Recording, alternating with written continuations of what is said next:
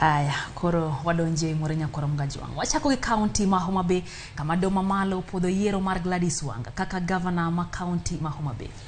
Doho no kokalo kuom jayal bura Roslyn Aburili osomo ng'eto no kendo lero ni nonro margi onyiso maler ni chike mag yiero ne olu kaka dwarore e yiero mar governor mar county ma Homa Bay. Dr. Evans Kidero yande ochwalo ng'ure Doho ka kwedo yiero mar Wanga. Ka oloso bang' loch e Doho, Gladys Wanga opoyo ng'eto no ma wacho ni chiw e yo ma huyanga. Wanga oloso Nairobi ka otene gi jotelo mamoko ma wakeni moriwo Charity Ngilu, Beatrice Lachi kod Priscilla Nyokabi hekima moko.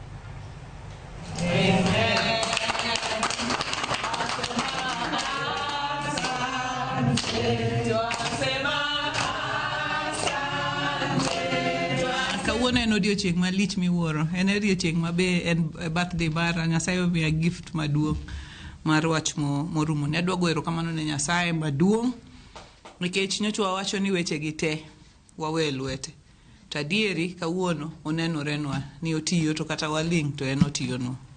Adwa kawo thuolo ni mondo ago erokamano ne jo Homa Bay. Mano wuok oko tarik 9 mano gonwa kura kar rombgi. Kawuono Doho wacho ni kura mane gigonwa no en kaka ne gigoeno kendo onge wach moramora mano dhi marach gi kura manogo. Agone jo Homa Bay erokamano maduong'. As we celebrate International Women's Day, I think we want to thank God to celebrate Gladys Wanga, the only woman in Western region who has an opportunity to just prove that women can serve as governors within the Western region. The Homa Bay people never made any mistake.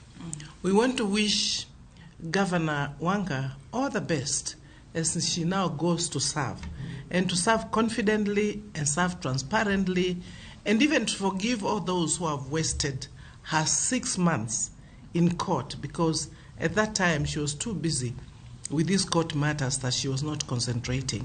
An gigeno ni wach mar doni orumo gika.